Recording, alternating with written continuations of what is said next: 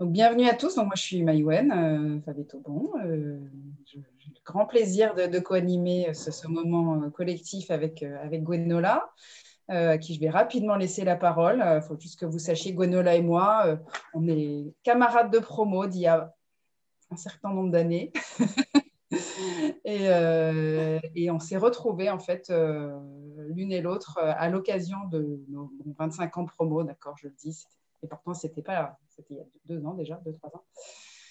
Sur ces sujets, voilà, de notre contribution au monde, de ce qu'on avait envie de faire de la suite de notre parcours professionnel. Et voilà, donc le tandem s'est créé à ce moment-là. Et donc ce soir, on est ravis de vous accueillir pour ce temps d'échange et de partage.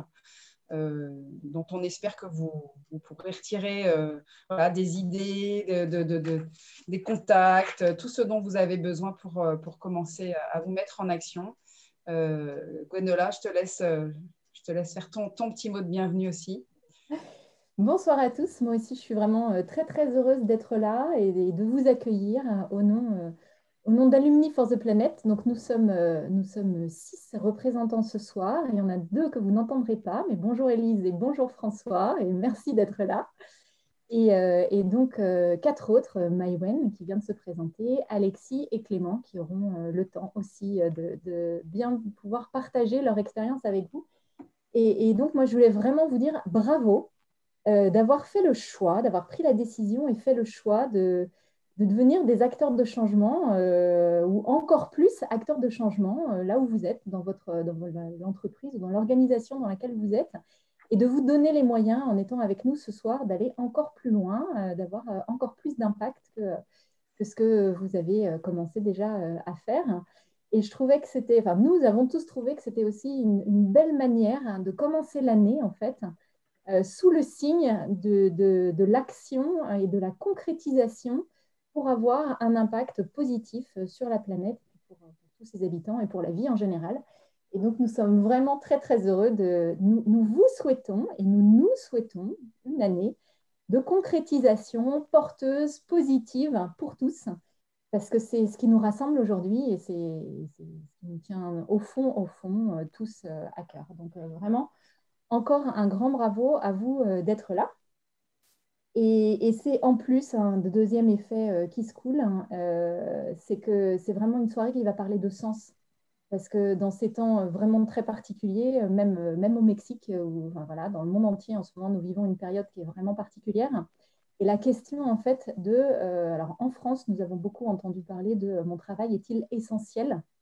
Et donc la question du sens, la question du à quoi est-ce que je contribue 5 jours par semaine? Est-ce que je contribue à créer du positif pour moi et pour tous? Ou est-ce que je contribue à accélérer de la production de produits pas forcément très utiles, pas forcément positifs pour la planète et pour ses utilisateurs? Et de plus en plus, voilà, à quoi est-ce que je contribue? Et donc en étant là ce soir et en vous mettant en action, en allant encore plus loin dans l'action, c'est aussi, bien entendu, répondre à cette question de sens et c'est créer pour vous-même du sens aussi dans votre vie professionnelle. Donc ce soir, il est question d'alignement entre vos envies, vos convictions, vos changements personnels et d'aller un cran plus loin ou de continuer un cran plus loin et de faire la même chose dans votre espace professionnel. Donc, Alexis, Christopher, Mylène pour l'équipe Michelin et puis Clément pour nous parler de ce qui s'est passé et ce qui se passe chez Engie vont pouvoir vous partager leurs expériences. Mais bien entendu, cette période de remise des pendules à l'heure, en fait, vraiment de se poser la question de à quoi contribuons-nous et comment créer quelque chose de positif, ce n'est pas uniquement dans ces 2 secteurs-là, ni dans ces 2 entreprises-là, mais c'est absolument partout qu'il est essentiel de se poser ces questions. Et donc, ça va être l'objet de cette soirée que nous allons passer ensemble ce soir. Et ben voilà, je pense que je vais repasser la parole à Maïwenn pour passer sur la partie concrète, technique, Voilà. entre guillemets. Comment ça marche ce soir? Voilà, donc vous êtes sans doute maintenant devenus, pour la plupart, très familiers de cet outil Zoom qui à la fois permet pas mal de choses, mais voilà, nécessite quelques principes pour que ça fonctionne bien. Donc typiquement, le fait d'avoir son micro éteint quand il y a des interventions en cours, que vous êtes libre ou pas de mettre votre vidéo dans la plénière, mais en revanche, c'est vrai que dans les sous-groupes, c'est quand même plus sympa si vous avez la bande passante pour le faire, de mettre votre vidéo, puisqu'on va vraiment favoriser l'échange en petits groupes de 4 ou 5 personnes. Donc, il va y avoir une alternance de ces temps de plénière et des temps de sous-groupe. Dans un premier temps, on va donc avoir un échange avec nos grands témoins du jour sur ce qu'ils ont vécu.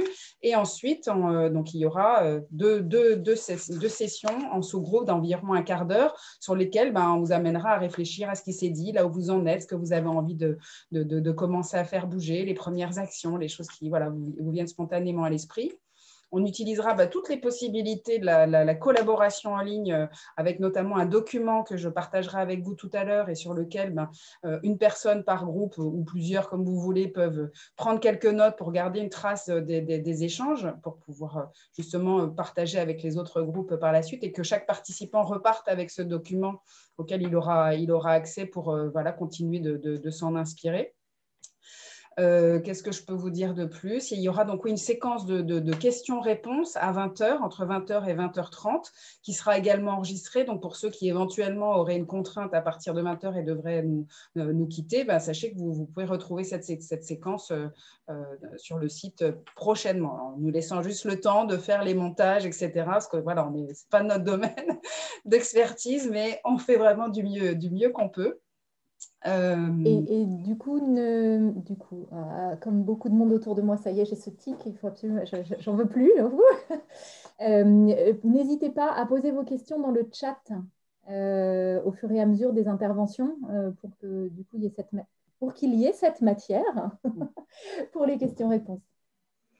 Et peut-être pour vous donner une idée de l'état d'esprit dans lequel on a préparé ce moment ensemble et dans lequel on aimerait bien le vivre, c'est vraiment un espace de partage, de dialogue, où il n'y a pas de jugement. On est là pour aussi explorer, apprendre ensemble, faire le premier petit pas possible en se quittant ce soir, demain. Vraiment essayer de favoriser les échanges, donc par l'écoute, quand vous serez en sous-groupe. Voilà, c'est important de pouvoir se partager le temps de parole qui sera disponible pour que vraiment chaque voix puisse être entendue à un moment ou à un autre, parce que c'est vraiment, c'est par ces échanges-là, je pense que chacun repartira avec des pistes d'action concrètes ce soir. Maintenant qu'on s'est dit tout ça, je pense qu'on peut passer à notre séquence témoignage. Je vais faire la petite manip qui vous permet, donc vous avez un mode affichage qui vous permet d'alterner l'affichage galerie où on est tous en mosaïque et l'affichage intervenant dans lequel je vais essayer de mettre en lumière les personnes qui prennent la parole.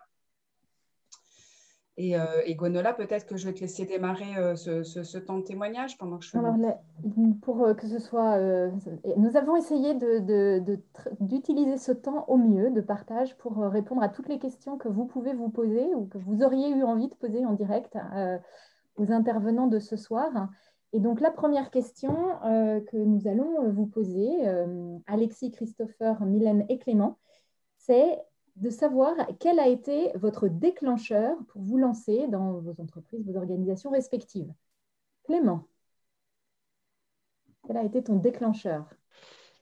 Alors, bonjour à tous. J'ai très plaisir de pouvoir parler ce soir. Juste donc, travailler avec le groupe. On ne t'entend pas très bien, Clément. Le son n'est pas bon, Clément. Ouais. Peut-être que tu peux enlever la vidéo si tu veux répondre.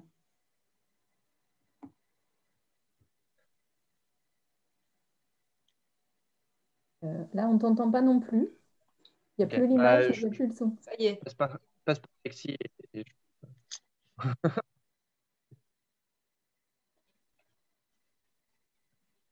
Alors, pendant que Clément fait la manipulation qu'il fait d'habitude quand on est ensemble, où il repasse par le téléphone ou je ne sais pas quoi, Alexis, quel a été ton déclencheur? Qu'est-ce qui t'a donné envie ou donné l'énergie, l'élan pour passer à l'action? Le déclencheur, je ne dirais pas qu'il y en a un seul, c'est plutôt étape par étape. La première étape, et je pense qu'on est beaucoup à être passé par là, c'est la phase de prise de conscience, on va dire. C'est-à-dire qu'il y a encore peut-être 2-3 ans, j'étais encore très très loin de réaliser, on va dire, l'ampleur des difficultés qu'on peut rencontrer d'un point de vue environnemental. Et donc, la première partie, ça a été de comprendre tout ça. Donc, j'ai beaucoup lu, j'ai assisté à des conférences, à des cours, tout ça. Et je pense que cette phase d'information, elle est vraiment importante pour aborder correctement les problèmes derrière et se poser vraiment les bonnes questions. À partir de ce moment-là, généralement, on passe dans une phase de deuil où on se dit, mince, c'est pas du tout aussi rose que ce que j'aurais imaginé. Et donc là, l'idée, c'est de passer assez vite sur une phase où on rebondit et on se dit, bon, ok, il y a des difficultés, maintenant, qu'est-ce que moi, je peux y faire? Et donc, à partir de là, j'ai essayé de faire un petit peu un bilan de mon action personnelle, se dire dans quelle direction j'avais envie d'aller. Et donc, j'ai commencé, comme beaucoup, je pense, par un peu la vie quotidienne de tous les jours. Ça pouvait passer par les petits gestes écolos à la maison. Je pense qu'on est beaucoup peut-être en essayer de différentes manières. Je me suis aussi engagé dans la vie politique puisque je suis membre de ma commune, qui est une petite commune de 700 habitants dans le Puy-de-Dôme. Le problème, c'est qu'à un moment, il reste une composante extrêmement importante qui prend beaucoup de temps dans l'agenda, à savoir notre boulot. Moi, à ce moment-là, quand j'ai commencé à me poser un peu toutes ces questions, je travaillais donc chez Michelin sur des problématiques en lien avec les voitures de sport. Donc, autant dire que quand je rentrais chez moi le soir, j'avais quand même une certaine dualité. J'avais un peu l'impression d'avoir une double personnalité sur ces questions-là parce que ce n'était pas quelque chose qui me semblait très, très durable.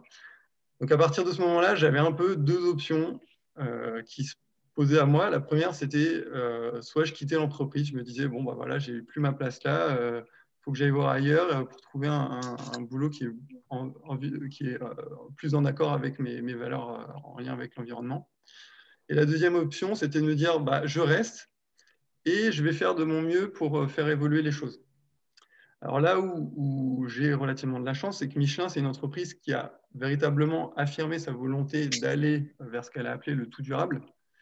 Et donc, je me suis dit que j'étais vraiment dans une entreprise où il y avait un terrain qui était propice à mener à des actions d'impact. Donc, c'est ce choix-là que j'ai fait, ce choix de rester et de chercher à faire évoluer les choses de l'intérieur le plus possible. La question que je me suis posée à ce moment-là, c'est comment est-ce que je peux mener justement ces actions-là, une action qui ait du sens pour moi et qui ait de l'impact. Et le constat que j'ai fait, c'est je trouve qu'il y a beaucoup de cerveaux, de gens intelligents dans l'entreprise et de gens qui portent un peu les mêmes valeurs que moi. Et ça s'est confirmé finalement en discutant avec les gens autour de moi. Je me suis rendu compte que je n'étais pas le seul à me poser ces questions-là, pas le seul à ressentir ce désir d'agir. Et donc, on s'est dit, on en discute. Et donc, c'est ce qu'on a fait. Au départ, ça a pris la forme de déjeuner. Donc, ça, c'était en début d'année 2020. Et puis, rapidement est venu le confinement à cause du Covid. Donc là, ça a un petit peu compliqué les choses. Mais finalement, pas tant que ça, puisqu'on s'est mis à échanger via notre plateforme de partage qui est Teams chez Michelin. Et puis, au fur et à mesure, les gens ont commencé à arriver par le bouche à oreille. Et puis, on a commencé à se structurer. On a baptisé notre groupe Michelin et la transition écologique. Et donc, Mylène et Christopher, qui sont là ce soir avec moi, sont membres de ce groupe-là. Je ne les connaissais pas au début de l'année. On a fait connaissance, au début de l'année 2020, on a fait connaissance en cours de route. Et puis voilà, c'est une belle aventure dont on va vous parler un petit peu ce soir. Et voilà. Donc, si Clément est là, je peux lui repasser la parole. Clément, c'est bon? Tu rallumes ton micro.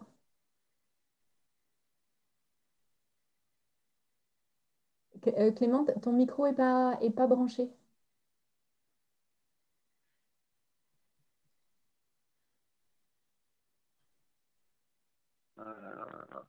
C'est bon. Ouais, tu as réactivé mon micro, c'est gentil, merci. Parce que sur mon téléphone, je peux le réactiver. Bon, je suis désolé, je vais y arriver. Du coup, Clément Tremblay. Alors moi, mon histoire est un peu plus ancienne hein, parce que on a commencé notre groupe de travail mi-2018, donc ça fait 2 ans et demi. Alors, d'où vient l'élément déclencheur? Alors déjà, mon arrivée déjà chez Engie est déjà un choix précis, c'est-à-dire je voulais rentrer dans un groupe qui commençait sa transition. Et je suis arrivé chez Engie fin 2016, donc il y avait tout juste la nouvelle vision qui sortait vers la transition énergétique. Donc, j'ai eu un choix personnel d'abord d'aller dans cette entreprise-là. Et puis ensuite, au bout d'un an et demi, le temps que je comprenne un peu ce qui se passe, je remarque que on veut être leader de la transition énergétique. Donc, ça, c'est la grande ambition du groupe. Mais on parle surtout de technologie. On parle d'efficacité énergétique, on parle de renouvelables, d'électricité renouvelable, de gaz vert aussi, mais pas de sobriété énergétique qui est le changement des comportements qui va avec la transition.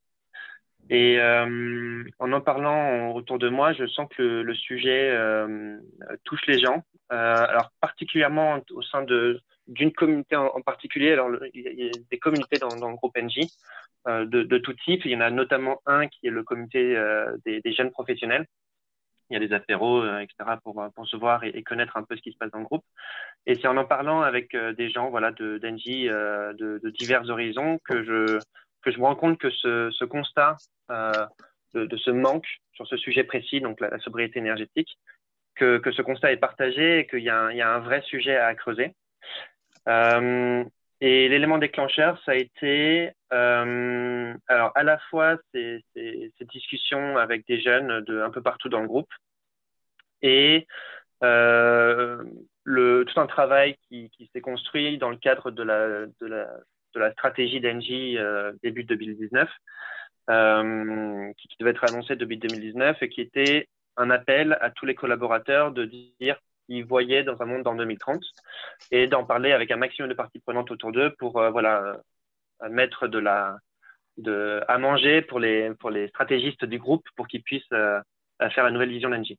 Et donc, c'est à la fois cette discussion en apéro où je comprends qu'il y a ce sujet qui manque et cet appel du management du groupe d'aller voir ces parties prenantes et de dire qu'est-ce qui va se passer en 2030 qu'on a lancé cette réflexion donc, sur la sobriété énergétique que je pourrais du coup, présenter juste après. Merci, voilà. Clément. Alors, notre deuxième question, c'est où est-ce que vous en êtes aujourd'hui en tant que collectif, voilà, à quel point est-ce que vous avez avancé, fait avancer les choses dans votre entreprise. Donc, je vous donne la parole. Est-ce que le groupe Michelin, le collectif Michelin Ouais, je vais répondre pour le collectif Michelin. En fait, donc comme le disait Alexis, on a commencé en début d'année. On a commencé déjà par s'organiser en différents sous-groupes en fonction de nos affinités, en fonction des projets qui nous prenaient vraiment, qui nous tenaient à cœur. Et donc, on a un premier sous-groupe qui fait, je pense, beaucoup de sens et qui a beaucoup de succès. C'est un groupe sur la sensibilisation et la formation des employés. Donc, c'est au sein de ce groupe-là, on essaye, on va dire, d'aider les équipes à déployer la phrase du climat. Donc, on s'est formé pour pouvoir déployer ça à grande échelle dans l'entreprise. Donc, c'est en train de prendre, on est très content là-dessus.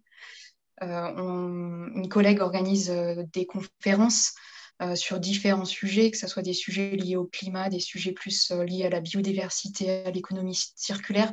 Le but est vraiment de faire en sorte de diffuser de l'information et de sensibiliser les employés sur ces questions-là.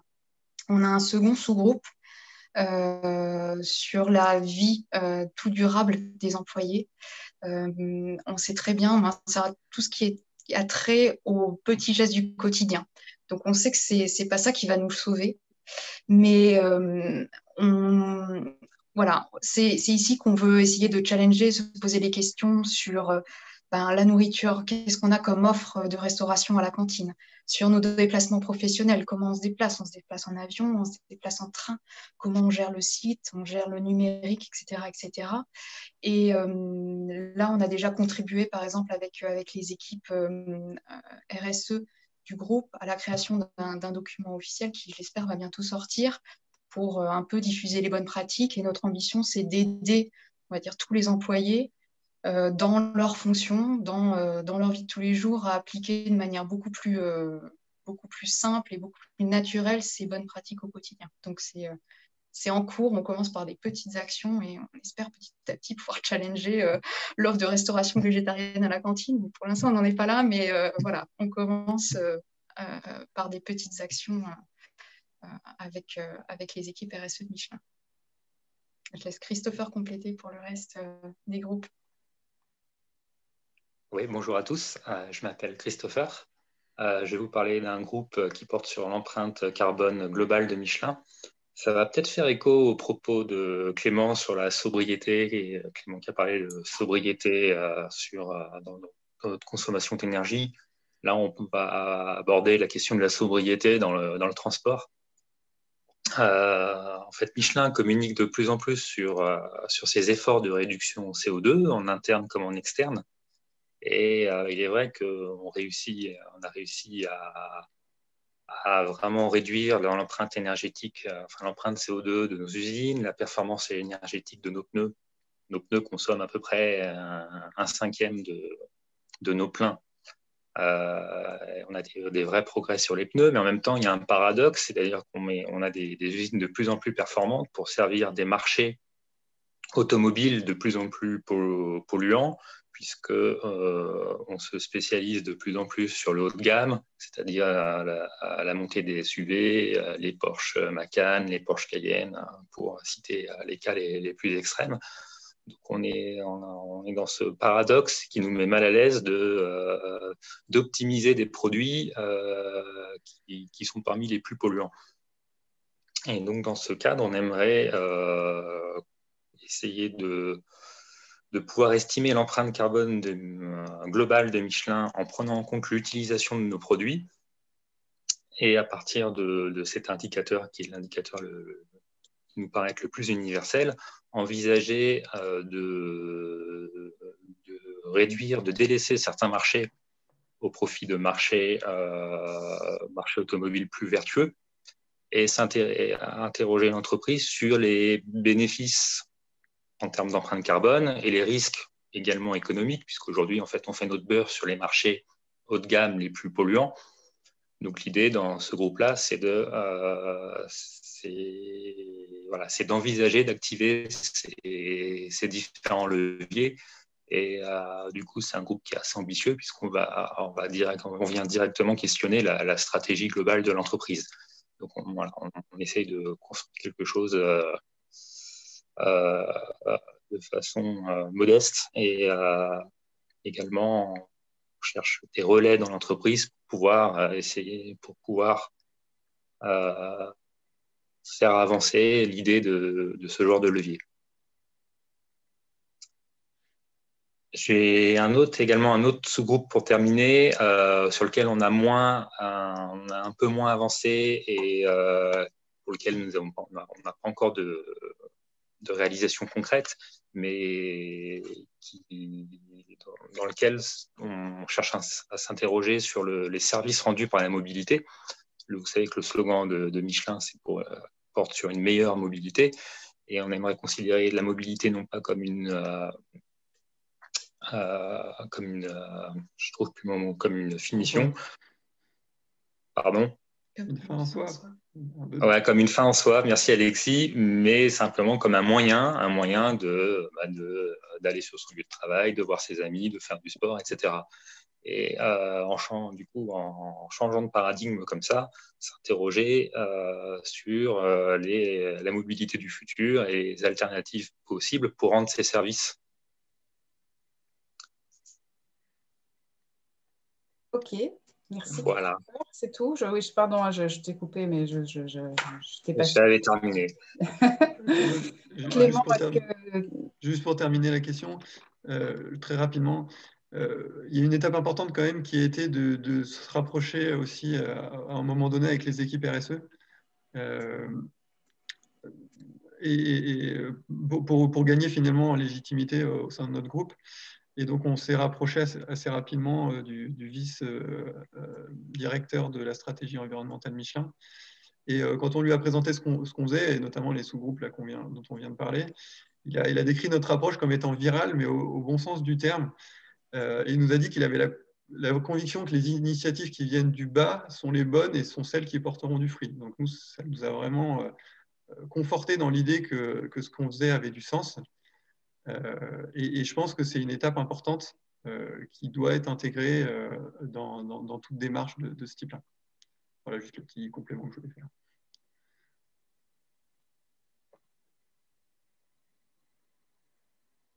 Ouais, tu voulais ajouter quelque chose pour ta part? Ouais, alors côté NJ, alors du coup, ça fait un peu plus de temps qu'on est sur notre groupe de travail. On a produit, on était au début beaucoup plus assez conceptuel au début, c'est-à-dire qu'on voulait dépolitiser le sujet de la sobriété énergétique, montrer que c'était absolument nécessaire pour la transition énergétique.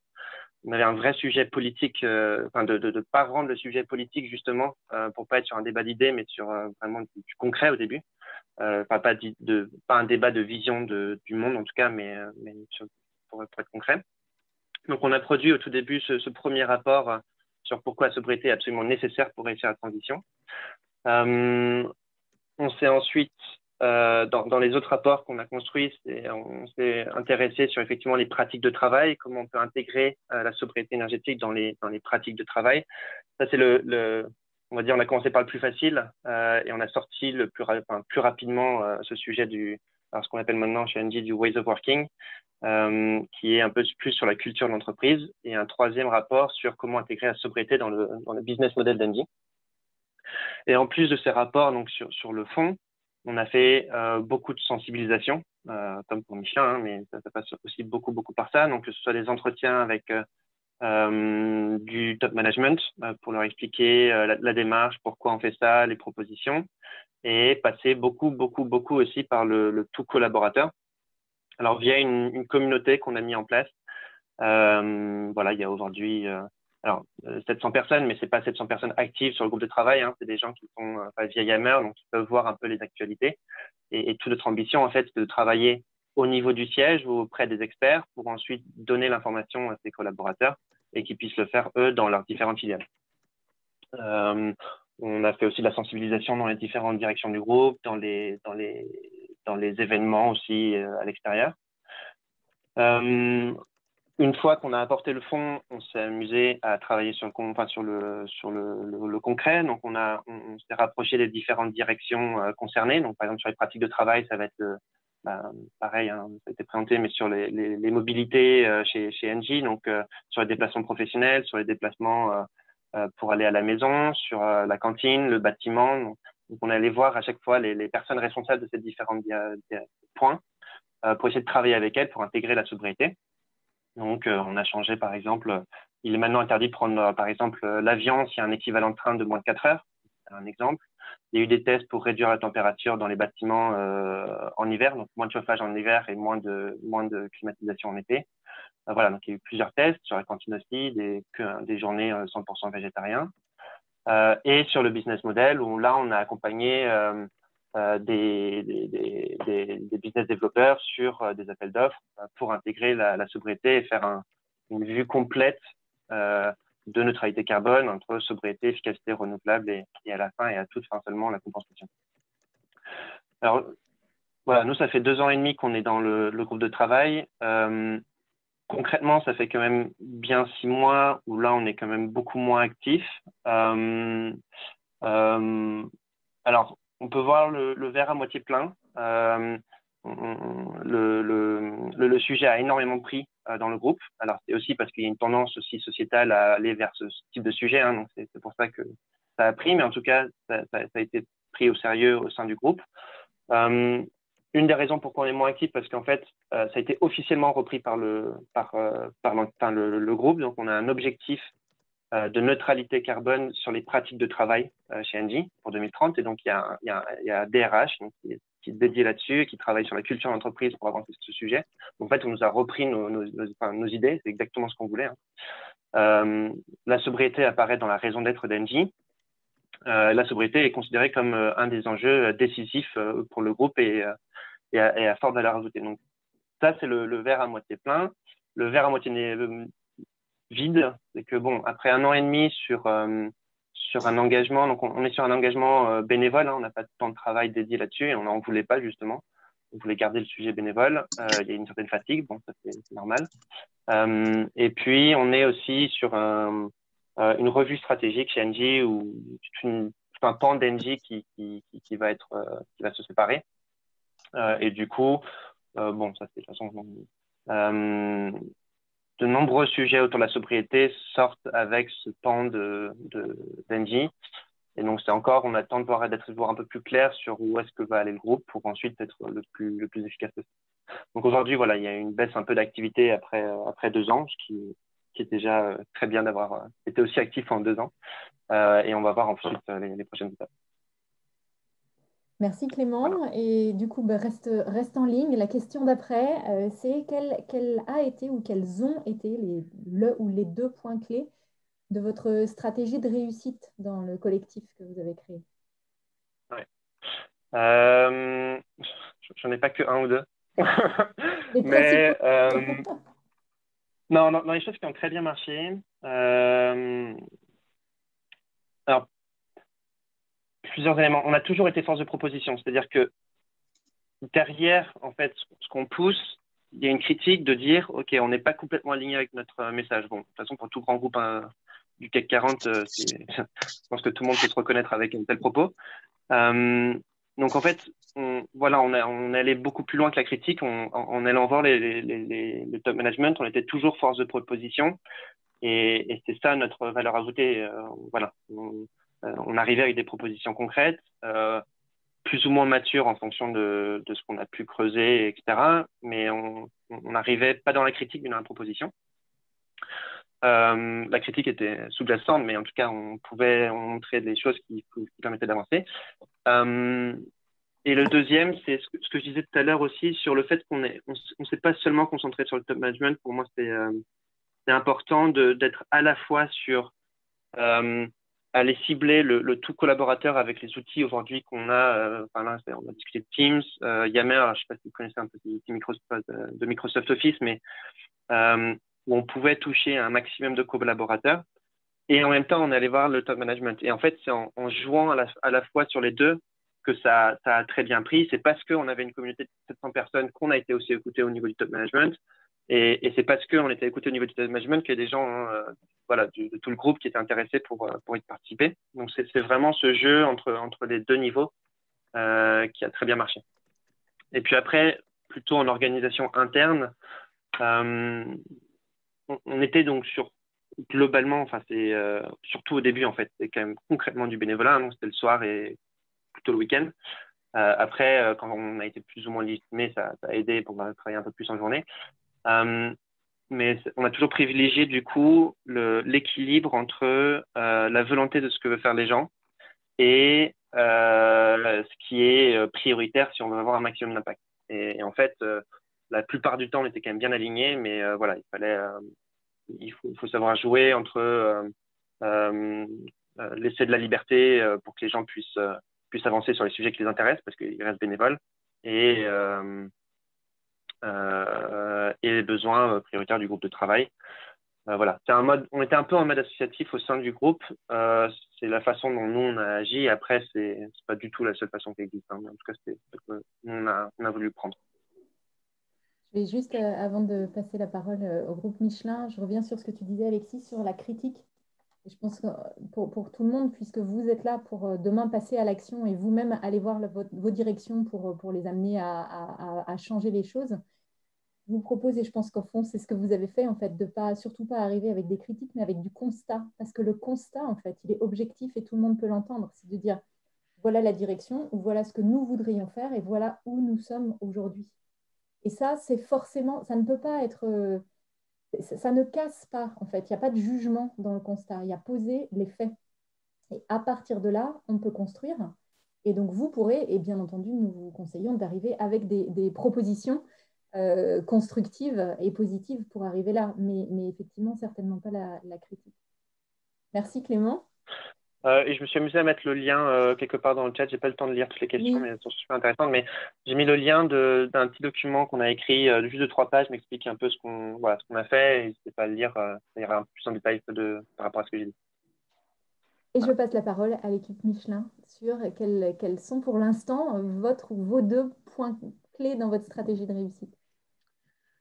Ouais, alors je dirais que le premier point, et il est important, c'est d'oser. Parce que le sentiment que j'en ai aujourd'hui, c'est que beaucoup de gens, finalement, ont un peu peur de passer à l'action pour une raison qui est qu'ils ont peur de se faire juger, peur d'être mal vus. Et je pense qu'en fait, c'est réellement le contraire. Quand on en arrive à parler de ses convictions autour de soi, qu'on commence à mettre des coups de pied dans la fourmilière, mais en bonne intelligence, c'est là que finalement on gagne en considération et on peut commencer à en parler autour de soi. Et donc, ça passe aussi par oser contacter des personnes d'influence, donc que ce soit la direction RSE ou même la direction du groupe. Ce sont des étapes importantes et quelque part, plus vous osez, moins vous avez peur d'oser la fois d'après. Enfin, pour l'ego, c'est assez bien en tout cas. Et puis, il faut aussi vous dire que si jamais vous avez envie de faire des choses en bonne intelligence, que vous voulez proposer et qu'on vous dit non, le fais pas, honnêtement, c'est que vous n'êtes pas dans la bonne entreprise. Mais je pense sincèrement que des entreprises qui vont vous dire non, il y en a très peu. Si jamais vous le faites en bonne intelligence, on ne vous dira pas non. On vous dira éventuellement creuse le sujet, mais on ne vous dira pas non. Donc c'est pour ça que oser, c'est important.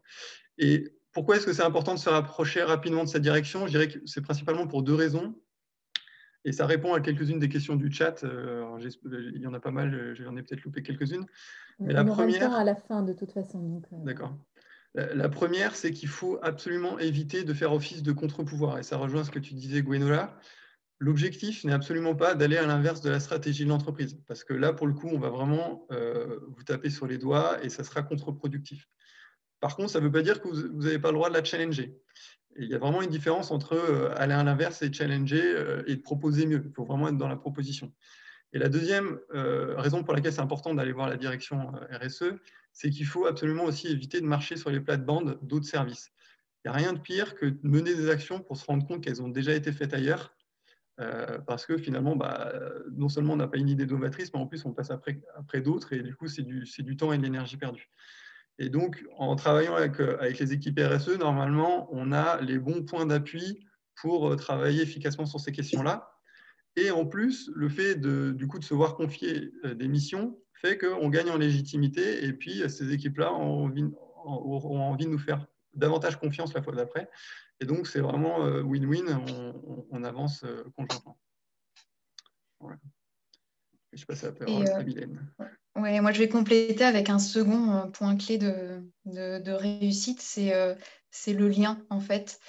Et c'est d'échanger régulièrement ensemble en tant que groupe. Parce que c'est vraiment ce qui est très important, c'est de sentir une dynamique de groupe. C'est le meilleur moteur pour avancer. Et donc, pour cela, c'est simple, mais il faut déjà un espace d'échange. Alors, nous, en interne, on a Teams, donc ça a été notre plateforme, mais ça peut être tout espace qui vous conviendra le mieux. Le second point, c'est de se voir. Au début, comme l'a dit Alexis, on ne se connaissait pas. Avec Alexis, par exemple, on s'est connus pendant le confinement, donc on se connaissait que par vidéo interposée. Mais c'est bien de faire connaissance en vrai et de créer du lien avec les gens et de prendre du plaisir. Ça, c'est le dernier point, c'est de prendre du plaisir à cela. Donc, de notre côté, ça a été des fresques du climat entre nous. Ça a été, quand on l'a pu, quand c'était encore autorisé, des after-work ou des soirées pour se rencontrer, prendre du plaisir à être ensemble et garder la cohésion et la motivation de tous avancer ensemble.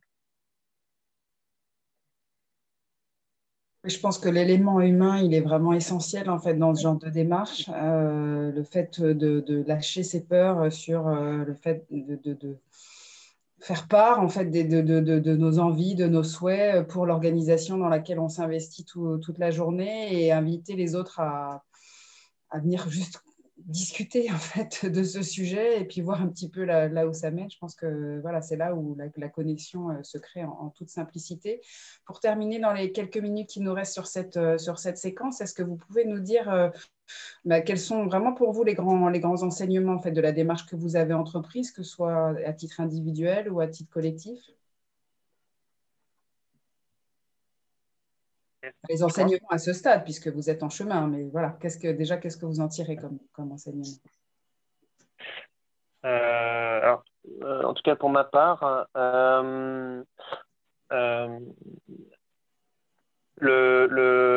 ensemble, on va loin. Ensemble, il est possible de faire beaucoup de choses. Ça a été vraiment la première des priorités, c'est de trouver du monde avec qui travailler. Et souvent, d'ailleurs, les gens qui sont prêts à s'investir leur temps sur des sujets comme ça sont des gens souvent assez, même particulièrement exceptionnels. Et du coup, c'est privilégier le collectif au sein du groupe de travail et vraiment avec une dizaine de personnes. Enfin, nous, au début, on était 4. On a été ensuite une vingtaine d'actifs, mais rien que même entre 6 et 10 personnes, ça peut déjà être, lorsqu'on est bien organisé, ça peut être déjà très, très puissant, avec tout le réseau qui va avec et tout le réseau disponible. Une autre priorité qu'on s'est donnée, c'est de toujours travailler avec des gens qui étaient qui étaient intéressés par le sujet. Ou en tout cas, il y a toujours des alliés, en fait, surtout dans les grands groupes, mais partout, j'en suis convaincu. Il y a toujours des alliés et on s'est toujours aidé de ces alliés. Et on a effectivement eu des gens qui étaient pas intéressés par le sujet, voire complètement contre. Mais en fait, le monde est grand et surtout dans un groupe où il y a 150 000 personnes. Et du coup, on s'est pas embêté avec ces gens-là. On a juste avancé avec des alliés et ça suffit déjà largement. Et il y a déjà 10 000 choses à faire dans tous les sens. Donc voilà, on s'est toujours concentré sur les alliés pour avancer. Et un autre enseignement personnel, alors que j'ai pas forcément eu pendant, mais qui est évident aujourd'hui, c'est ce que disait Alexis tout à l'heure sur le oser. Lorsqu'on arrive, au tout début, alors c'est pas tous les jours qu'on rencontre des membres du COMEX d'un grand groupe, surtout quand globalement on commence sa carrière. Le management est prêt à écouter des nouveaux messages, des nouvelles idées, et ils sont prêts à avoir ce qu'on a à leur dire. Alors, il faut arriver très préparé et avec un bon dossier, mais il faut surtout pas, ça vaut vraiment le coup d'oser parce que peu de gens le font, en fait, et donc ça leur sort de leur quotidien, et au pire, ils trouvent ça sympa et puis ils perdent une demi-heure. Au mieux, on a gagné quelque chose, un allié, et derrière, du réseau et du soutien. Voilà. Un autre enseignement, là, c'était... je vais m'arrêter là. J'avais parlé d'indépendance de notre groupe de travail, mais c'est pas tout à fait un enseignement personnel. Voilà. Ok, on creusera peut-être ce point un peu plus tard, en effet, dans les questions-réponses. Ouais. Pour le collectif Michelin, alors, je ne vais pas faire de répétition parce que ça fait pas mal de fois qu'on le dit, mais cette phrase-là est vraiment importante. Le tout seul, on va plus vite, mais ensemble, on va plus loin. Elle est hyper importante et il faut vraiment s'appuyer dessus. Si je continue sur les citations, j'en prendrai une autre qui est de Gandhi, qui dit « Devenez le changement que vous voulez voir advenir dans le monde ». Et ça aussi, c'est important parce que ça veut dire que, oui, le collectif est important, mais le collectif, il se crée pas, il vous tombe pas tout cru du ciel, quoi. C'est-à-dire que, à un moment, si vous avez envie de participer à ce genre de collectif et que vous n'en trouvez pas, créez-le, en fait. Et c'est comme ça que vous allez rencontrer des personnes super. Mais n'attendez pas de trouver le super groupe déjà existant si jamais vous ne trouvez pas votre plaisir. Voilà. Et puis, après, quand vous allez commencer à faire des choses, vous allez avoir les petites victoires permettent de prendre confiance collectivement. Et puis, c'est comme ça qu'on commence à devenir un peu acteur du changement. Alors, ça ne veut pas forcément dire qu'on en est à soulever des montagnes, mais voilà. on célèbre toutes les petites réussites qu'on peut avoir. Et d'un point de vue personnel, je vais juste vous donner une petite anecdote. Un jour, dans le groupe, justement, il y a une des personnes qui m'a dit merci Alexis, ça me remotive vraiment pour aller travailler. Et moi, ça m'a fait extrêmement plaisir qu'on me dise ça parce que c'est exactement l'objectif. Et moi-même, c'est un peu ce que je vis, c'est que ce groupe-là, je l'ai créé justement pour être motivé pour aller travailler. Et donc, le fait qu'on me dise ça, c'est pour moi un réel succès, c'est-à-dire redonner du sens à ce qu'on fait dans notre vie professionnelle. Mylène, je te laisse témoigner. Ouais. Pour moi, un enseignement d'un point de vue personnel, c'est de réussir, et c'est pas facile, mais de réussir à accepter le fait que l'on est encore loin de la prise de conscience collective.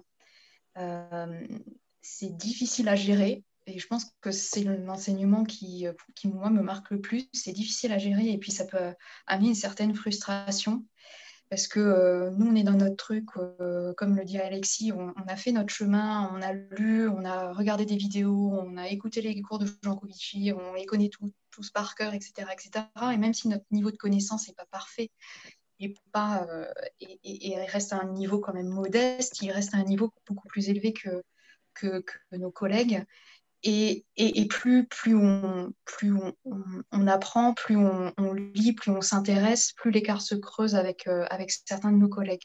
Et donc, il faut apprendre à gérer ça, il faut l'accepter et rester humble et ne pas oublier l'état de connaissance dans lequel on était il y a quelques mois, il y a quelques années, parce que nous aussi, on a mis du temps à nous développer, à nous instruire, à comprendre le monde.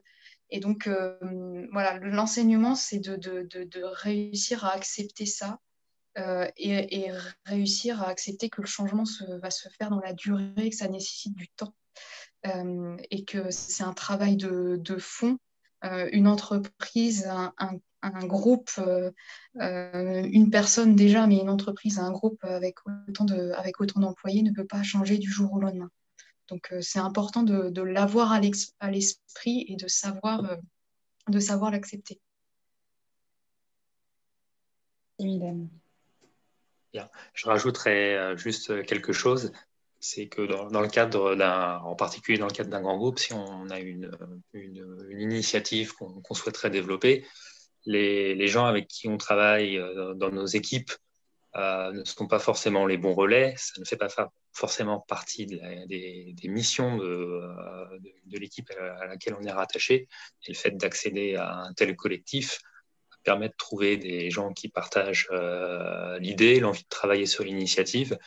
Et donc, on peut rebondir collectivement et trouver les bons relais, chose qu'on n'aurait pas forcément pu trouver avec notre entourage professionnel du quotidien.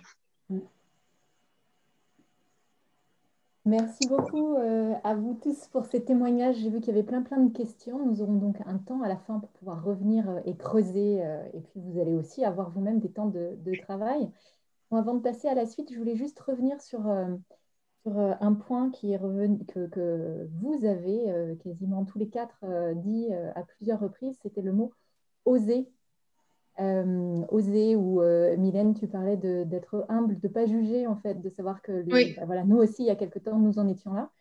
Et c'est vraiment, qu'est-ce que ça veut dire en fait? Ça veut dire qu'au fond, tout se joue en nous. Tout se joue en nous. D'abord et avant tout, c'est là et c'est nulle part ailleurs que ça se passe. Et je vais prendre quelques instants pour faire une petite rétrospective et vous poser la question, est-ce que vous savez combien d'essais chacun d'entre nous avons fait avant de réussir à marcher? Pourquoi pose-t-elle une question pareille? Vous allez voir. Allez-y dans le chat, là. Combien d'essais est-ce que vous pensez que nous avons fait pour apprendre à marcher? Pour réussir à marcher? 7812. Ça va trop vite. 1436, plus de 100 000. Nous avons tous fait entre 2 et 3 000 essais. Ça veut dire quoi concrètement? Ça veut dire que nous avions cette envie-là, bien entendu, et que nous nous sommes donné les moyens. Nous avons essayé de 2 à 3 000 façons différentes. Et nous y sommes allés, nous avons osé. Et nous sommes tombés, et nous nous sommes fait mal, et nous avons pleuré. Et pour autant, nous avons recommencé parce que c'était là où nous avions envie d'aller. Et en fait, ce potentiel absolument incroyable, parce que là, je vous parle d'apprendre à marcher, mais apprendre à parler, apprendre à écrire, apprendre à compter, tout ça, c'est des choses absolument extraordinaires que nous avons réussi à faire et qui sont la démonstration que nous avons tous un potentiel de création et de concrétisation quand nous en avons envie, qui est absolument énorme, phénoménal, incroyable. Et nous n'en avons pas conscience. Et donc, de quoi est-ce qu'il est question ce soir-là? Il est vraiment question de se reconnecter à ce potentiel que nous avons tous, parce que c'est là, en fait, que nous allons pouvoir oser. C'est là que nous allons pouvoir dépasser une peur. C'est là que nous allons pouvoir ne pas juger nous-mêmes ou notre dirigeant qui, pour l'instant, n'avait pas encore vu ou s'était pas encore forcément mis en avant. Et je vais partager. C'est bon? Merci Maïwen. J'avais très envie, dans la vie, en fait, je suis consultante en leadership éthique et j'avais très envie, j'ai décidé ce soir de partager un repère, en fait, du leadership éthique parce que c'est vraiment ce dont il est question ce soir et parce que de quoi est-il question ce soir? Il est question de voir l'impact absolument phénoménal que chacun d'entre nous, et là, vous en avez eu la démonstration avec les témoignages, mais que chacun d'entre nous pouvons avoir à partir du moment où nous faisons ce travail dans notre savoir-être, dans notre manière d'être, de lâcher, de dépasser une peur, un jugement et d'oser y aller. Si ce point jaune là qui vient d'apparaître sur votre écran se représente symboliquement un être humain, cette flèche-là, elle représente la manière dont chacun d'entre nous, nous fonctionnons. Alors, nous fonctionnons tous avec qui nous sommes, hein, avec toutes nos qualités, avec aussi nos manques. Nous fonctionnons avec toutes nos croyances sur nous, sur les autres, avec toutes nos émotions. Nos émotions, voilà, c'est l'ensemble des attitudes que nous avons. Et donc, dans ces attitudes, dans nos manières d'être, il y a aussi des peurs, des jugements. Et puis, là, pendant cette soirée que nous passons ensemble, pendant ces 2 heures de temps que vous vous êtes donné, vous apprenez d'un seul coup que, waouh, nous avons tous un potentiel absolument incroyable. Je ne vais pas rentrer dans les sciences, on n'a pas le temps ce soir, mais voilà, nous avons tous ce potentiel absolument incroyable que nous avons démontré, concrétisé, intégré et mis en action pour apprendre à marcher, à parler, à faire tout ce que nous faisons aujourd'hui. Et donc, cette personne décide d'ouvrir un petit peu, en fait, de dépasser les peurs, d'ouvrir aux autres, d'être plus à l'écoute, d'y aller, voilà, pas sur tout, mais juste, voilà, oser parler et être à l'écoute de ce qui va se passer en face. Et donc, il y a un changement là, c'est la nouvelle flèche qui vient d'apparaître. Et cet espace-là, c'est l'espace du savoir-être. Notre savoir-être, qu'est-ce que c'est? Notre savoir-être, c'est tout ce que nous voyons, c'est tout ce que nous pensons, c'est tout ce que nous ressentons, c'est tout ce que nous aimons et tout ce que nous n'aimons pas, c'est tout ce que nous acceptons et tout ce que nous n'acceptons pas. Ce sont aussi toutes nos qualités, tous nos manques. C'est notre façon d'être. C'est notre manière d'être. Et là, cette personne, Clément, il y a 2 ans et demi, Alexis, il y a 1 an, Mylène, Christopher, vous tous, à un moment, vous avez osé, vous avez dépassé cette peur, lâché un jugement sur vous-même et votre capacité à pouvoir faire bouger les choses, à pouvoir dire les choses de manière entendable, par exemple. Et donc, il y a eu ce petit changement. Il n'est pas énorme, c'est un petit changement. J'ose, je tente, j'y vais. Si nous continuons les flèches là, l'espace qui est ici, qu'est-ce que c'est? C'est l'espace du savoir-faire. Pourquoi? Parce que quand nous lâchons une peur, quand nous décidons d'être plus à l'écoute, est-ce que ça va avoir un impact sur notre façon, la manière dont nous communiquons avec les autres? Bien entendu, ça va avoir un impact. D'être à l'écoute. Je ne communique pas de la même manière. Quand je parle de ma peur, tout ça, ou de mon jugement, ce n'est pas du tout la même chose que quand je parle de ce dont il est question, de ce qui est important pour moi, en étant à l'écoute de la personne en face de moi. Est-ce que ça va avoir un impact dans la manière dont je manage mon groupe de projet au sein de l'organisation dans laquelle je travaille, au sein de mon équipe, en fait, l'équipe dans laquelle j'interagis, dans laquelle je suis, et à qui j'ai vraiment envie de partager ce qui me tient à cœur pour qu'eux aussi puissent, s'ils en ont envie, se mettre en mouvement. Et oui, ça va changer ça. Ça va changer ma vision. Parce que comme je vais commencer à lâcher des jugements sur les autres, sur moi-même, que je vais être beaucoup plus à l'écoute, mais je vais découvrir des tas de choses, des tas de gens. Ce sont toutes les bonnes surprises dont vous nous avez parlé, là, tous les quatre, sur j'ai découvert des gens. Je ne suis pas seule. En fait, il y avait plein de monde autour de moi. Donc oui, ça va avoir un impact sur la totalité de nos savoir-faire. Et puis, ça commence déjà tout de suite là à avoir d'autres impacts. C'est, ah bah tiens, j'ai rencontré des gens, je suis déjà plus tout seul. On est 2, on est 4, on est 10, on est 70, on est 700 dans notre groupe. Et ces personnes, elles aussi, parce qu'elles ont vu que moi, je m'étais autorisée à le faire, ça leur donne l'autorisation aussi de parler, d'aller voir qui a des idées, qui a envie d'eux.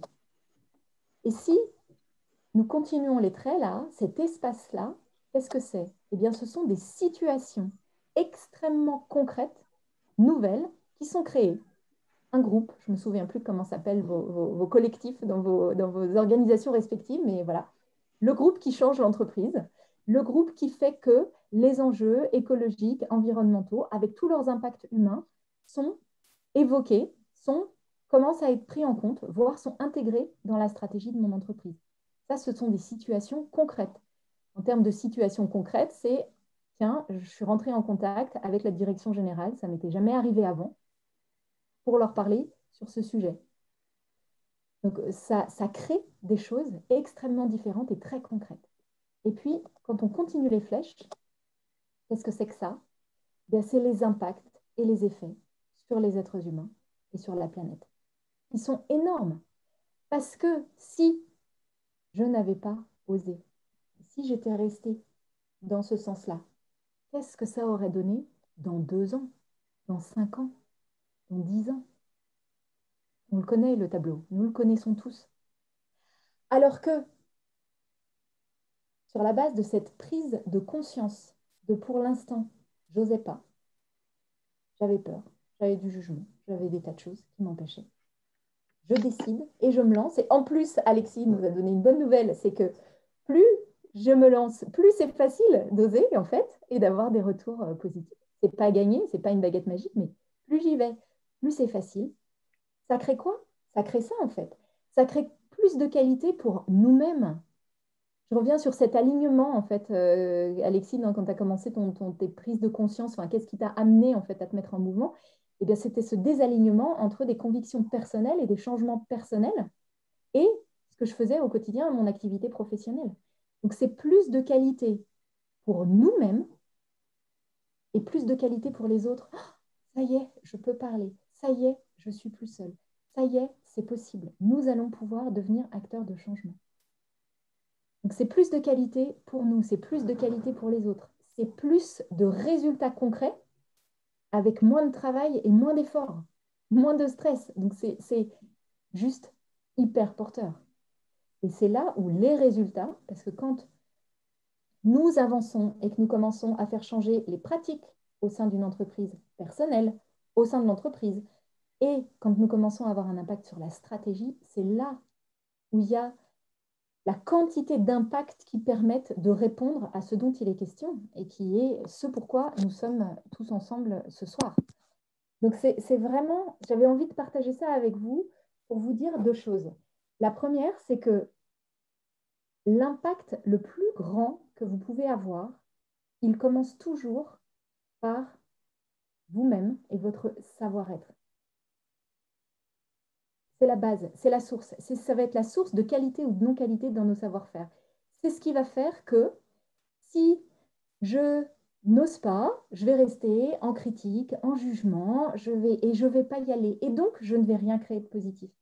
Alors oui, c'est pas toujours facile et c'est vraiment ce dont il est question, c'est oser dépasser ma peur d'y aller. C'est oser aussi d'autres types de choses qui pouvaient nous empêcher d'avancer. C'est mon jugement. Ah ouais, non, mais de toute façon, mon président ou mon DG ne comprend rien, il n'a rien vu, il n'a rien fait. Ah oui, mais Mylène nous le rappelait il y a très justement qu'il y a quelque temps, nous en étions tous là. Et que ce DG, ce président, ce responsable de, je ne sais pas, à ce moment N+1, c'est d'abord et avant tout un être humain comme nous-mêmes, avec aussi des peurs, avec aussi des inquiétudes, avec aussi les aléas du direct, ça sonne à la maison, mais voilà. Avec aussi toutes ses propres charges et difficultés, et donc lâcher ce jugement sur les autres, lâcher le jugement sur nous-mêmes et notre capacité à y arriver, à réussir, à avoir un impact qui a de l'ampleur. C'est pour ça que Maïwenn vous a proposé au départ dans les consignes le non-jugement. Le non-jugement, c'est vraiment clé pour réussir. Parce qu'à la seconde où je me juge, forcément, quand je vais m'exprimer, quand je vais proposer, ça ne va pas sortir de la même manière. Ça ne va pas faire envie. Ça va être plutôt sec, dur, en critique pour le coup, et non pas en constat.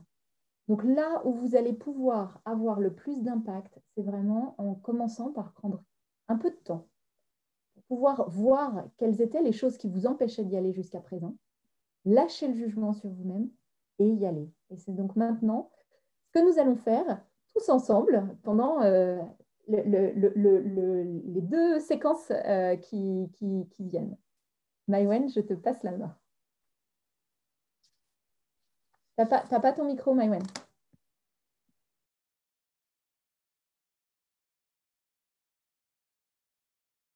Alors, avant que nous passions aux questions-réponses, moi, je voulais vous faire un petit point pour vous demander si vous en avez envie de bloquer dès maintenant dans vos agendas la date du 2 février au même horaire pour avoir une session de travail de nouveau ensemble avec vraisemblablement aussi d'autres personnes qui auront rattrapé cette session-là.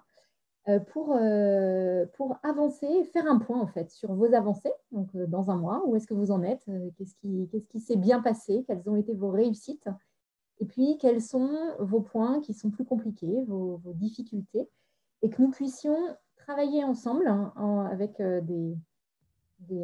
commencer à réfléchir sous l'impulsion de Maïwenn avec comment utiliser toute cette intelligence collective pour être le plus efficient possible et permettre à chacun d'arriver avec bien entendu ses réussites, et nous commencerons par ça, parce que c'est important, nous l'avons beaucoup dit, échanger sur, ben voilà, j'ai osé et voilà ce que ça a créé, partager toutes ces réussites, et puis passer un bon moment pendant cette soirée pour travailler sur les problématiques que vous allez apporter.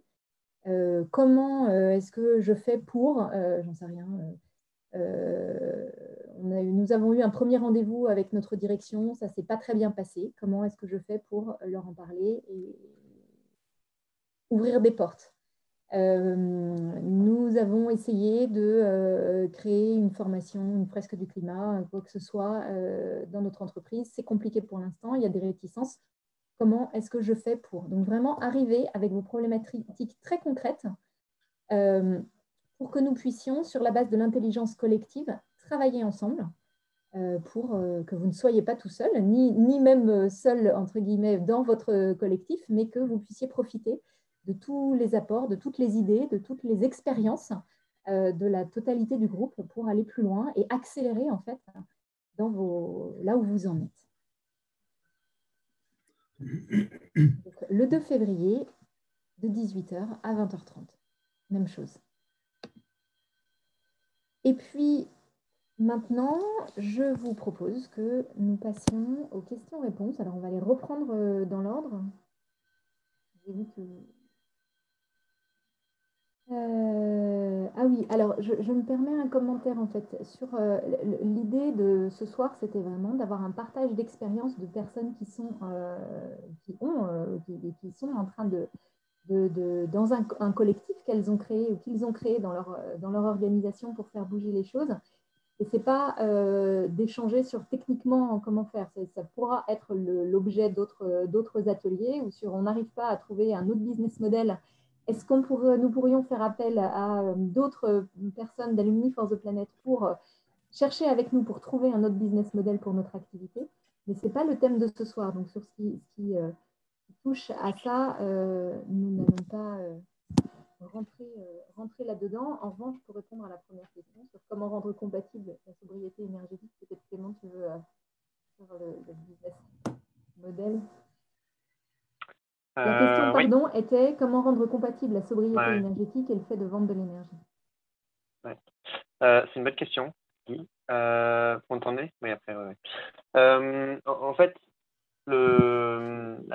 Engie, alors une partie d'Engie, c'est de vendre de l'électricité et du gaz, mais en fait, si on regarde en termes d'EBITDA, c'est toute de marge pour le groupe. C'est très très faible en fait. Et Engie, c'est beaucoup d'autres choses que ça. Et c'est notamment 100 000 personnes qui travaillent sur les services à l'énergie, donc la partie efficacité énergétique. Et donc, quand je disais qu'on allait chercher des alliés, c'est exactement ça. C'est-à-dire qu'on n'est pas allé voir les directions du groupe où on est en train de concrètement leur dire qu'il faut moins faire ce qu'ils font. On est plutôt allé voir les directions du groupe où, pour leur business model, ça peut être super intéressant de creuser cette question de la sobriété énergétique. Et du coup, dans ce sens-là, on est allé voir plutôt les équipes qui travaillent sur le service à l'énergie. Et on n'est pas allé voir les gens qui font les centrales à gaz, par exemple, ou même l'éolien et le PV, le photovoltaïque, pardon. Il n'y a pas trop de questions de sobriété dans la production d'électricité, mais plus sur les services. Après, juste pour finir sur la vente d'électricité et de gaz, ça reste en fait un intérêt très fort des équipes de vente, en particulier. C'est une des réflexions, en tout cas, de marketing pour eux, donc ça reste intéressant pour eux. Voilà. Mais ça, par principe, et sans rentrer dans les détails, mais Ouais. la question de fond, c'est le changement de business model, en fait, quelle que soit l'activité. Ouais. Et c'est cibler ouais, non, mais c'est cibler les services qui sont les plus concernés, en fait. C'est toujours la même chose au début, et puis après, on voit pour le reste. Ouais. Après, il y avait une question, alors j'ai vu qu'il y avait eu un petit bout de réponse, mais juste pour l'équipe Michelin, sur comment est-ce que vous êtes organisé, vous répartissez les rôles en interne, et qui anime ou organise les sous-groupes que vous avez créés et dont vous avez parlé. Ouais, la réponse à cette question, elle est assez facile, c'est que c'est relativement démocratique, c'est que en fait, tous ceux qui ont envie d'animer, qui ont envie de travailler sur un sujet, en deviennent officiellement animateurs et charge à eux de trouver des personnes motivées sur le sujet, de conduire le sujet. Et donc, en fait, Mylène et Christopher ont par exemple chacun un sujet sur lequel qui pilote, j'en ai un aussi. Et on fait des sessions plénières uniquement quand on a envie de partager les avancées, donc on fait ça beaucoup moins souvent, ou quand il y a des informations importantes à passer, mais sinon c'est un fonctionnement qui est quand même essentiellement sous forme de sous-groupe, piloté du coup par les personnes qui ont envie de le faire. Voilà. Merci. Après, il y avait plusieurs questions en fait qui tournent autour de la relation entre vos groupes de travail et la direction de l'entreprise. Et est-ce que vous avez des soutiens au sein des directions de vos entreprises respectives par rapport à votre démarche? La question est pour qui là du coup? Pour vous deux, je pense que c'était. Tu veux commencer, Clément? Pour vous deux, pour vous quatre, pardon.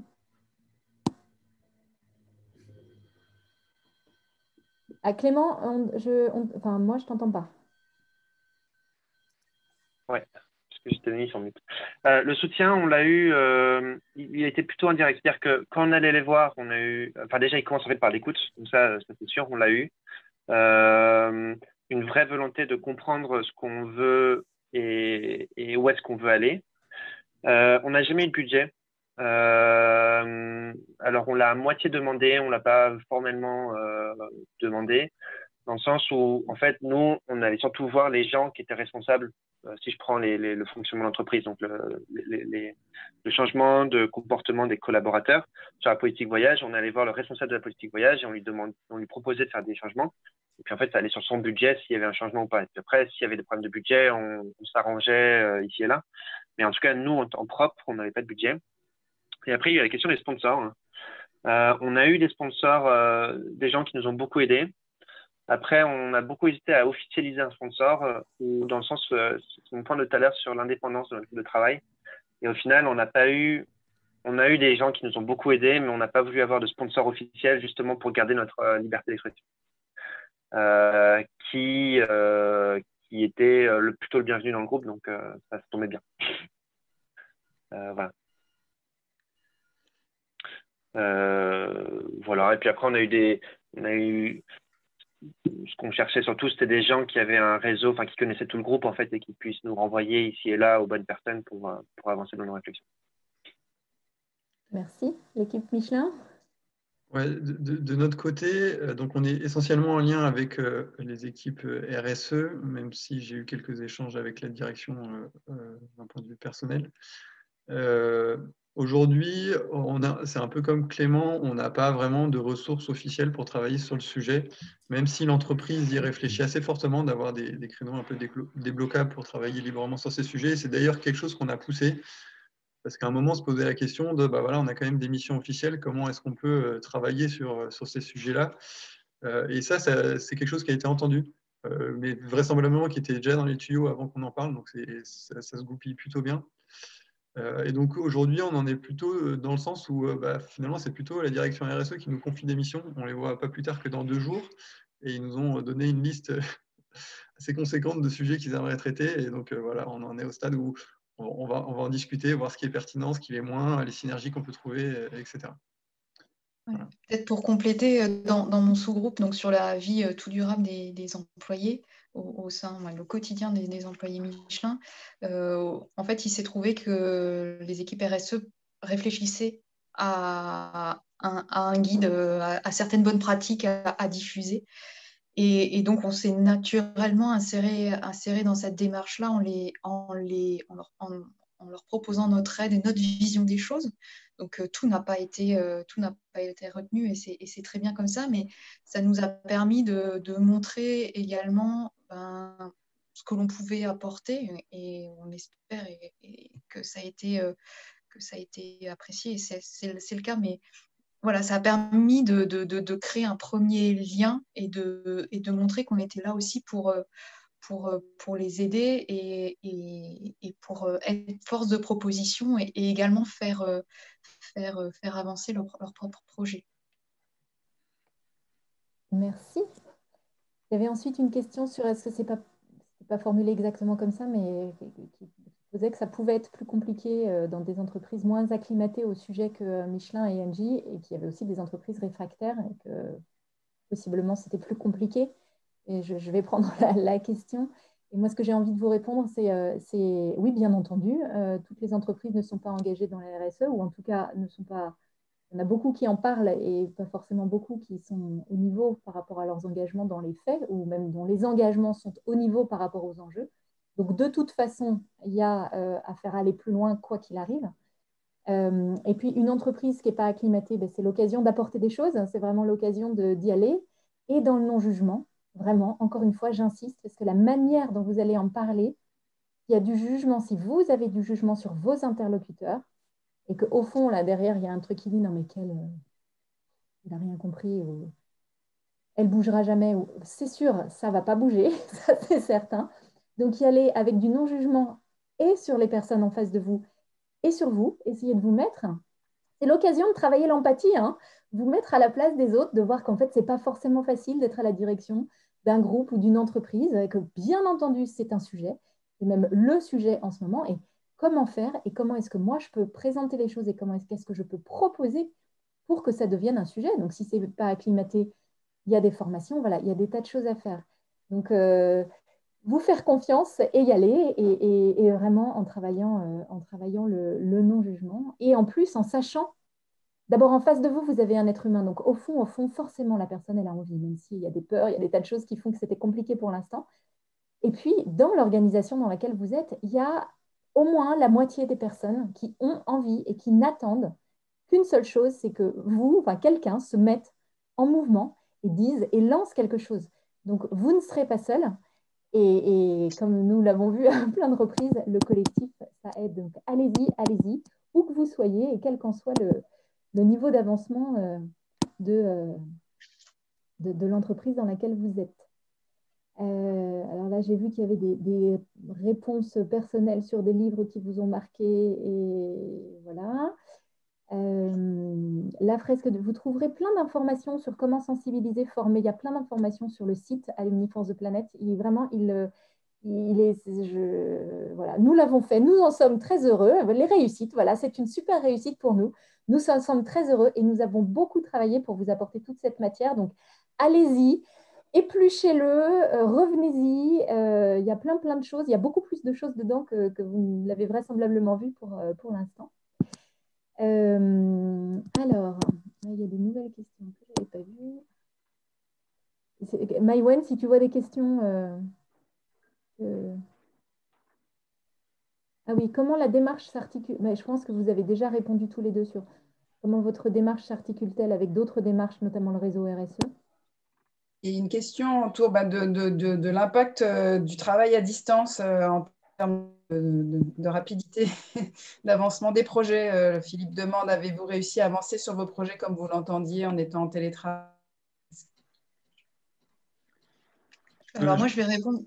Ouais, vas-y, Mylène. Ouais,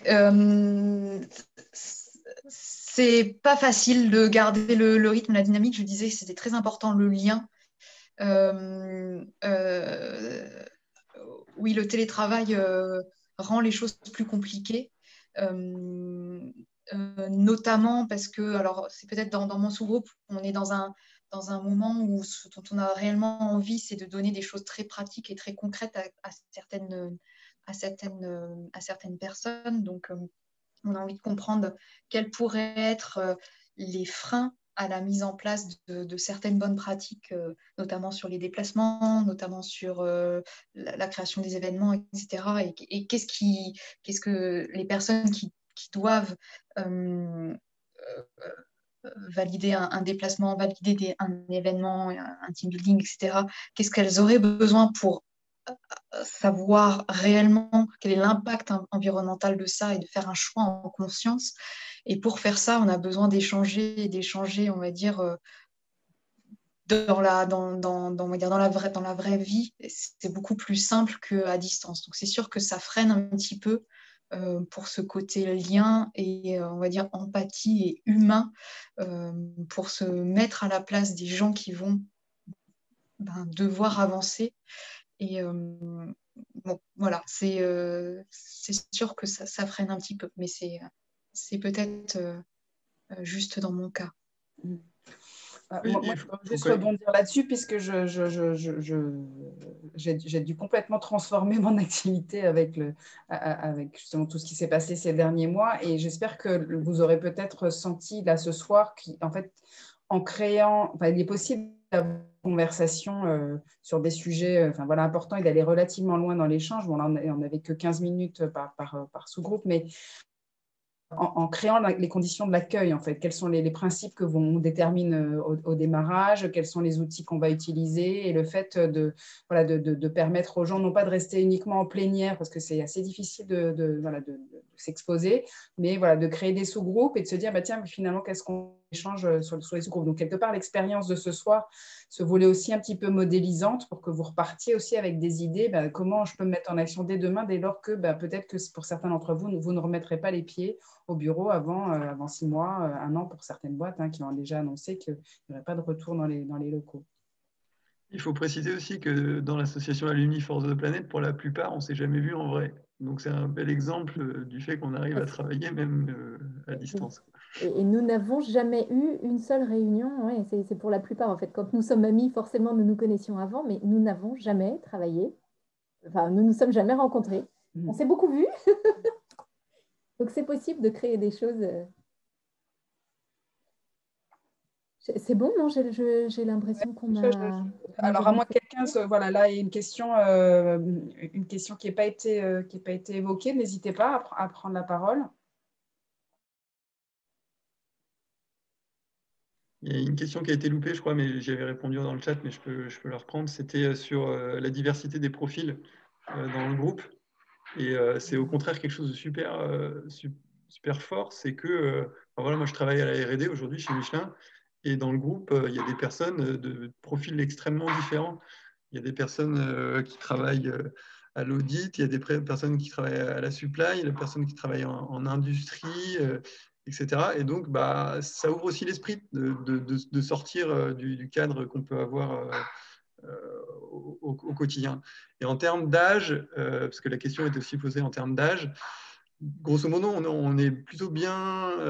Il y a un bel éventail entre 30 et 45 ans. Et c'est vrai qu'au-delà de 45 ans, pour l'instant, le bas blesse un peu, mais on ne désespère pas. Toute personne est bienvenue, même proche de la retraite ou avant. Voilà. Écoutez, merci beaucoup. Maïwen, je te laisse voilà, le mot de la fin. Ouais. C'est gentil. Mais en fait, le mot de la fin, c'est vous qui allez l'écrire parce qu'on aimerait bien voir dans le chat un mot pour décrire ce que vous allez garder de cette réflexion collective. Allez, vous pouvez en mettre plusieurs si vous voulez.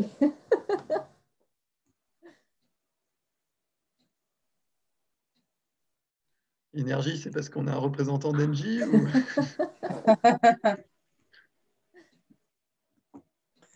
Oser échanger. Ah oui, oser, là, il est arrivé d'un seul coup beaucoup. Encourageant, ne Oui. pas culpabiliser. Espoir, partage. Encourageant. Enrichissant. Oser. Ouais, ça va trop vite là. Oui. Dépasser ses peurs. Communauté. Ben oui. Bon, ben donc nous sommes heureux aussi parce que c'était nos objectifs pour ce soir en fait. Vous donnez, on vous avait annoncé, nous avons, comme quoi, faut vraiment oser. Nous vous avions annoncé une soirée énergisante et c'est ce que vous nous rapportez, donc merci. Et puis que vraiment c'est l'objectif d'Alumni Force the Planet, hein, c'est de vous aider en fait là où vous êtes, quelle que soit l'organisation, l'entreprise dans laquelle vous êtes. Vous aider, vous soutenir, vous accompagner pour que vous puissiez aller plus loin et faire vraiment évoluer les choses progressivement à la hauteur des enjeux. Et donc, merci de vos retours parce que ça veut dire que nous avons rempli les cases, atteint ces objectifs. Et merci à vous parce que c'est très énergisant aussi d'avoir vos retours. Donc, un grand merci pour vos contributions, pour votre travail, pour votre présence dès ce début d'année pour bien commencer.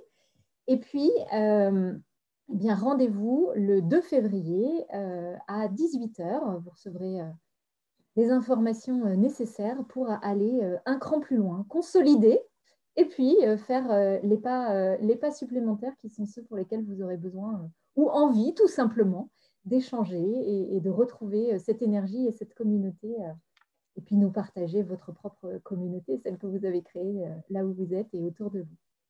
Donc, merci beaucoup et je laisse peut-être tous nos Maëwen, Clément, Alexis. Et ouvrez vos micros, qu'on se dise au revoir voilà. tous collectivement, qu'on entende et alors, vos voix. Moi, je vous propose, bien entendu, de nous applaudir parce que nous avons passé une super soirée ensemble et elle va être créatrice de tas de choses. Donc, Super. Bon, à très bientôt. Bonne soirée à tous. N'hésitez pas à enregistrer une copie du document en ligne qui vous appartiendra et puis laisser voilà, celle qui est là en l'état. On y reviendra sans doute. À bientôt. À bientôt. Merci. Merci. Merci. À bientôt. Merci. À bientôt. Bientôt. Merci à tous. Au revoir. Au revoir.